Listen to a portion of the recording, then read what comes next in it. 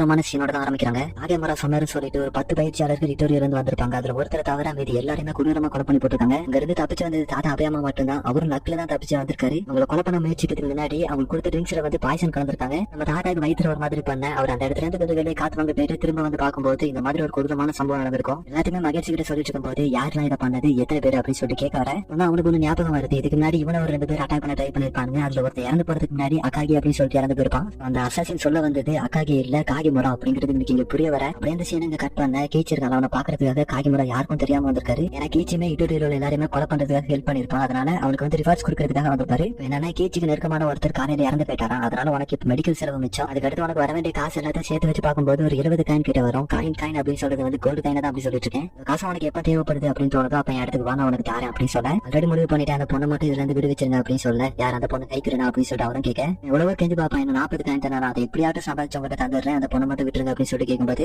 இவங்க கிட்ட இருந்து ஃப்ரீடம் வாங்குறது அப்படிங்கிறது ஒரு பிராஸ்டியூட் அவளுக்கான ஃப்ரீடம் வாங்குற மாதிரி கிடையாது. அதை நம்ம புரிஞ்சுக்கணும். அப்படியே நீ எதாட்ட பண்ணுவேன் அப்படின்னு சொல்லிட்டு நீ உங்க வாழ்க்கை விட வேண்டியது இருக்கும். அதுக்கு நீ ஒரு பேட்டரி ஃபீல்டுல ஒரு மரியாதை சாவடையலாம் அப்படின்னு அவர் சொல்ல எடுத்து காய்கமரம் உங்ககிட்ட ஒன்று கேட்கணும் அப்படின்னு சொல்லி கேட்கறதோட அந்த சீன் வந்து அப்படியே அந்த இடத்துல கட் ஆகுது. அடுத்து 1 மாதம் ஆயிடுச்சு போல. அவனாச்சு பல இடத்துல இருக்கக்கூடிய அவங்களோட ஆட்களை கேதர் பண்ணி ஒரு கடிதாஸ் மாதிரி அனுப்பி விட்டுருக்காங்க. அதை பார்த்துட்டு தான் இவ்வளவு பேர் அந்த இடத்துக்கு வந்திருக்காங்க. அவங்க கிட்ட அன்னைக்கு நடந்த அந்த சம்பவத்தை பத்தி பேச ஆரம்பிச்சான். காய்கமரம் அப்படிங்கிறவங்க நம்ம ஆட்களை பிளான் பண்ணி 9 பேரை மொத்தமா கொலை பண்ணிருக்கான். அதை என்னால ஏத்துக்கவே முடியல. இது எல்லாத்துக்கும் நான் தான் காரணம். ஆனா அவன் தானே இப்படியே படிக்கிறான். பிகாஸ் எல்லாம் ஸ்மூத்தா போகுது அப்படின்னு நினைச்சு அவன் கேர்லெஸ் இருந்தனாலதான் இதெல்லாம் நடந்துச்சு அப்படின்னு சொல்ல இடத்துல வச்சு அபயாமா இப்ப வருத்தப்பட்டு நம்மளால ஒண்ணுமே பண்ண முடியாது. மூலமா தான் நமக்கு உண்மையான எதிரிகள் துரோகிகள் எல்லாம் தெரிய வந்தாங்க. இதோ ஒரு வகையில நமக்கு நல்லதுதான் அப்படின்னு சொல்ல அங்க இருக்கக்கூடிய எல்லாருமே நீங்க எந்த முடிவு எடுத்தாலும் நாங்க உங்களை பின்தொடர்ந்து வருவோம் அப்படின்னு சொல்லவும் அனாச்சு அந்த இடத்துல வச்சு அடுத்து என்ன பண்ணலாம் அப்படின்னு சொல்லி யோசிக்க ஆரம்பிக்கிறான். இருக்கால அனாச்சுக்கு மாதிரி கோடாரி வச்சு ட்ரைனிங் எடுத்துருப்பாங்க. அதை பாத்துருப்பா. அதே மாதிரி இவாள இங்க ட்ரைனிங் எடுத்துட்டு இருக்கேன். கொஞ்சம் கொஞ்சமா சாட்சியில வந்து இம்ப்ளாயிட்டே வரலாம். இதை வந்து நம்ம ஹீரோ கிட்ட சொல்லணும் அப்படின்னு சொல்லிட்டு கூறும்போது அவர் ரிப்ளையே பண்ண மாட்டாரு. சரி எங்க இருப்பாரு போய் பார்த்து கூட்டு வந்து காமிக்கலாம் அப்படின்னு சொல்லிட்டு போய் பார்த்தா அங்க ஒரு இடத்துல இருந்து படுத்து தூங்கிட்டு போறா. இடத்துல வச்சிருந்து என்ன வச்சுன்னு தெரியல. தூங்கிட்டு இருக்க நம்ம ஹீரோ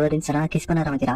இந்த சீனை கட் பண்ண அபயமா இருக்காருல மகாட்டோவை பாக்குறதுக்காக வந்திருக்காரு. மகாட்டா தான் சோதனையோட ஆளு அப்படிங்கறத கண்டுபிடிச்சது போல நீதான் அந்த கடுப்பாரா அப்படின்னு அவனோட கதையை அங்க முடிச்சு வைக்க இந்த சீனை கீச்சிருக்காங்க. அவன் நம்ம ஹீரோ பாக்குறதுக்காக வந்திருப்பான். அந்த இடத்துல இருந்து இருக்கும்போது கிட்ட எப்படி இருக்குமா அவனோட வயசு அப்படின்னு சொல்லிட்டு விசாரிக்கும் போது இப்ப நல்லா தான் இருக்கேன், எனக்கு இப்ப 16 வயசு ஆகுது அப்படின்னு சொல்ல 16 வயசு ஆகுது தனியா வாழ்றதுக்கு ஒரு நல்ல வயசு தான் அப்படின்னு சொல்லிட்டு அவன் நம்ம ஹீரோ பாக்குறதுக்காக போக வச்சு நம்ம ஹீரோ கீச்சிக்கிட்ட அவனுக்கு என்ன வேணும் அப்படின்னு சொல்லிட்டு கேட்கும்போது சுத்தி வளைச்சு சொல்லணும் அப்படின்னு எனக்கு ஆசை இல்ல. அவன் வந்து சேர்த்து ஸ்டேட்டஸ் சொல்லிடுறேன். இது வந்து முக்கிய நிச்சயத்துல ஜாயின் பண்ணணும். இது வந்து காயமுறை ஒரு ரெக்யூஸ்டா வந்து கேட்டு வர சொல்லல. நீ கண்டிப்பா ஜாயின் பண்ணு அப்படின்னு சொல்லி கூப்பிட்டாரு அப்படின்னு சொல்ல என்ன ரீசன் அப்படிங்கறத நம்ம ஹீரோ கேட்டு தெரிஞ்சுக்கிறாரு. ஹீரோ தான் அதுக்கு அடுத்து நான் வர முடியாது அப்படின்னு சொல்ல என்ன பண்ணுவோம் அப்படின்னு சொல்லிட்டு நம்ம ஹீரோ கேட்கும்போது முன்னாடி போறதா இருக்கல நான் வந்து உன்னை கொலை பண்ணுவேன் அப்படின்னு சொல்ல அடுத்த சீனியர் 2 பேரும் ஒரு காட்டுக்குள்ள உட்காந்து சண்டை போட தயாராயிட்டு இருக்காங்க. ஆக்சுவலி இந்த ஃபைட் வந்து ரொம்பவே சூப்பரா போகும். கீச் வந்து மாக்கி மாதிரி ஒரு அமேசிங்கான ஃபைட்டர். அந்த ஃபைட்டோட எண்ட்ல நம்ம ஹீரோ கீச்சோட வெப்பனை 2 துண்டை உடச்சு தள்ளிடுவாரு. கீச் எனக்கு வந்து இன்னைக்கு சண்டை போட முடியல, நம்ம 2 பேரும் இன்னொரு நாள் சண்டை போடலாம் அப்படின்னு சொல்லிட்டு விட்டு கொடுத்துருவோம். ஹீரோ தான் வின் பண்ணிருப்பாரு. கீச் இதுக்கு அப்புறம் சண்டை போட வேணாம் அப்படின்னு அவனோட டிஃபீட்டை ஒத்துப்பான். அப்ப கீச் கிட்ட நம்ம ஹீரோ உனக்கு மேல ஒருத்தர் இருக்கா அப்படின்னு சொல்லல, அவன் கிட்ட எனக்கு கூட்டு போய் காமி அப்படின்னு சொல்லும்போது இந்த சண்டை போட்டதே நம்ம ஹீரோ வரமாட்டேன் அப்படின்னு சொல்றது தான் இப்ப என்னாச்சு அவன் மைண்ட் மாறிடுச்சு அப்படின்னு சொல்லிட்டு கேட்கும்போது உனக்கு மேல ஒருத்தர் இருக்கா அப்படின்னு சொல்றியா, அவன் வந்து எப்படி இருப்பான் அப்படின்னு பாக்கணும்னு இன்ட்ரெஸ்ட் வந்துருச்சு அப்படின்னு சொல்லுவோம். இந்த இடத்துக்கு பதட்டப்பட்டு ஓடி வருவான். நம்ம ஹீரோக்கு என்னாச்சு ஏதாச்சும் அப்படின்னு ஒரு பதட்டத்துல ஓடி வர நம்ம ஹீரோ இங்க இருந்து ஒரு பிரச்சனை இல்லை அப்படிங்கிற மாதிரி சிரிச்சு காமிக்க அப்ப அந்த ரெண்டுக்கு வந்து கொஞ்சம் நிம்மதியாவே இருக்கும். அப்படி இந்த சீன் இங்க கட் பண்ண அனார்ஸ் இருக்காங்க. இட்டோரியோட எல்லா இடத்தையும் போட்டு எரிக்க ஆரம்பிச்சாங்க. அதுக்கப்புறம் நம்ம எல்லாரும் அண்டர் கிரவுண்ட்ல பதுங்கி இருந்து விண்டர் டைம்ல எழுந்து வருவோம். அது வரைக்கும் சேஃபா இருங்க அப்படின்னு சொல்ல இவங்க எல்லாரும் இப்போதைக்கு ஒரு இடத்துல பதுங்கி இருந்து விண்டர் டைம் அப்போ எல்லாரும் அட்டாக் பண்ணலாம் அப்படின்னு சொல்லி பிளான் பண்ணிருக்காங்க போல. இந்த சீன் இங்க கட் பண்ண காகிமரம் வந்து நம்ம ஹீரோ பாக்கிறதுக்காக உள்ள போறாரு. ஆனா ஹீரோ கூட ரின் இல்ல. எங்க போனான்னு பார்த்தா வெளியே உட்கார வச்சுட்டு நம்ம ஹீரோ உள்ள போயிருக்காரு. எதாவது பிரச்சனை வந்து தப்பிச்சு ஓடிடு அப்படிங்கிறதுக்காக அந்த வழியை ஹைக்கில் நடந்து வந்துட்டு இருப்பாங்களா. ரின்ன பார்த்து என்னமா நீ உள்ள போலியா இருக்க வெளியே நின்று அப்படின்னு சொல்லி கேட்க இல்ல மாஜிதா சொல்லிட்டாரு உள்ள என்ன வேணாலும் நடக்கலாம், அதனால பாதுகாப்பா வெளியே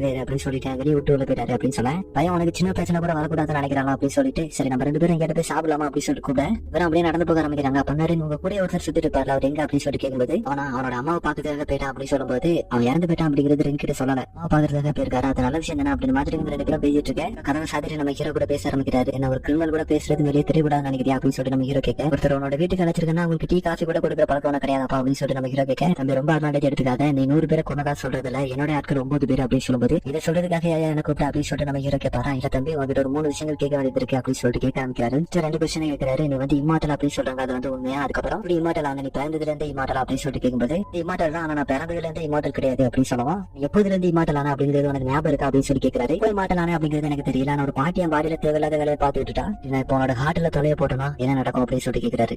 நான் பல தடவை வெட்டுப்பட்டிருக்கேன், நீ நினைக்கிற மாதிரி எல்லாம் கிடையாது. அதாவது பொதுவா இம்மாட்டல் அப்படிங்கிறது அவங்க பாடியில என்ன காயப்பட்டாலும் அது வந்து ஹீல் ஆயிரும், உங்களுக்கு வலிக்காது அப்படின்ற மாதிரி நினைப்பாங்க. மாஞ்சிக்கு அவரோட உடம்புல ஒவ்வொரு தடவை காயப்படும் போதும் அவருக்கு அந்த வலி அப்படிங்கிறது வந்துட்டு போதான் செய்யும். அதனால நீங்க நினைக்கிற மாதிரி எல்லாம் கிடையாது அப்படின்னு நம்ம ஹீரோ அவர்கிட்ட சொல்லும்போது இம்மாட்டலா இருக்கிறவங்கள கொலை பண்றதுக்கு ஏதாவது வீக்னஸ் இருக்கா அப்படின்னு சொல்லிட்டு கேட்க நம்ம ஹீரோ வந்து கண்டிப்பா இருக்குது அப்படின்னு சொல்லுவாரா. ஏதாவது எக்ஸாம்பிள் உன்னால கொடுக்க முடியுமா அப்படின்னு சொல்லி கேட்கிறாரு. நம்ம ஹீரோ வந்து கண்டிப்பா நான் உனக்கு தரமாட்டேன் அப்படிங்கிறது உனக்கே தெரியும், நீ தெரிஞ்சுக்கணும்னு நினைச்சேன்னா நீயா ஃபோர்ஸ் பண்ணி தான் தெரிஞ்சுக்க முடியும் அப்படின்னு நம்ம ஹீரோ இங்க சண்டை போட தயாராகிற மாதிரி தான் தெரியுது. இப்ப திடீர்னு ஷாட் எடுத்து நம்ம ஹீரோட செஸ்ட்ல வாட்டை போட்டு விட்டு போயிருவாங்க. நம்ம ஹீரோ திருப்பி அடிக்காம போக நம்ம ஹீரோட ஷாட்டை எடுத்துட்டு பொறுமையா இருமாஞ்சு அப்படின்னு நம்ம ஹீரோ பொறுமையா இருக்கு சொல்றாரு. அந்த இடத்த விட்டு நகர்ந்து போக மாட்டேன், அந்த செஸ்ட்ல உள்ள ஹோல் வந்து மூடுற வரைக்கும் அப்படின்னு சொல்ல நம்ம ஹீரோ வழியில துடிக்க ஆரம்பிக்கிறாரு. ஆனா அங்க இருந்து நம்ம ஹீரோட செஸ்ட் ஹீல் ஆகிறதா பாத்துக்கிட்டே இருப்பான். மொத்தமா ஹீல் ஆகி முடிச்சதும் அதை பார்த்து ஆச்சரியப்பட்டுக்கிட்டே இருப்பானா, இல்ல நீ என்ன வெட்டி நான் மறுபடியும் உயிரோட வந்துடும் அப்படிங்கிறதுக்காக நீ பண்றதுலாம் எனக்கு சரி அப்படிலாம் கிடையாது, அனுபவிச்ச வழியை நீ அனுபவிக்கணும்னு ஆசைப்படுற அப்படின்னு சொல்லிட்டு நம்ம ஹீரோ அவங்க சண்டை போட தயாரிட்டு இருக்கும்போது நம்ம ஹீரோ ஃபர்ஸ்ட் பொறுமையா இருக்கு சொல்லிட்டு அவன் பண்ணதுக்கெல்லாம் முதல்ல மன்னிப்பு கேட்கறான். அதுக்கடுத்து நம்ம ஹீரோ எதுக்காக கூப்பிட்டேன் அப்படிங்கிற உண்மையான ரீசன் சொல்ல ஆரம்பிக்கிறான். அவனோட பாடி டெஸ்ட் பண்ணணும்னு நினைச்சேன், அவனோட வேலைங்க முடிஞ்சிருச்சு அப்படின்னு சொல்லும்போது இதுக்காக இதெல்லாம் பண்ண அப்படின்னு சொல்லி நம்ம ஹீரோ ஆச்சரியப்பட்டு இருப்பாரு. அந்த சமயத்துல பின்னாடி ஒருத்தர் பிளட் எல்லாம் கிளீன் பண்ணிட்டு இருப்பார்ல, ஒரு காகிமரா கிட்ட நான் இப்போ இந்த ஸ்கிரீனை ஓபன் பண்ணட்டுமா அப்படின்னு சொல்லி கேட்க அந்த ஸ்கிரீனை ஓபன் பண்ண நம்ம ஹீரோ பிடிக்கிறதுக்காக பல பேர் இறக்கி வச்சிருக்காரு. அதை பார்த்து நம்ம ஹீரோ ஆச்சரியப்படுறதோட அந்த சீனை கட் பண்றாங்க. அன்னைக்கு இருட்டவே போகுது, நம்ம ஹீரோ வரல அப்படிங்கிறனால ரிங் வந்து அங்க போய் கேட்கறா. அவங்க வேலை பார்க்கக்கூடியவர் வந்து அவர் அப்பமே போயிட்டாருமா அவன் சொல்ல நினைச்சேன் அப்படின்னு சொல்லும்போது இன்னும் அவளுக்கு தெரிஞ்ச நம்ம ஹீரோ எங்கெல்லாம் போவார் அந்த இடத்துல போய் தேடி பாக்குறான். நம்ம ஹீரோ எந்த இடத்துல காணோம். அன்னைக்கு நைட்டு நம்ம ஹீரோ எந்த ஒரு துணைக்கும் இல்லாம அவன் மட்டும் தனியா பார்க்கிற மாதிரி ஆகுது. அப்படின்னு சீனை கட் பண்ண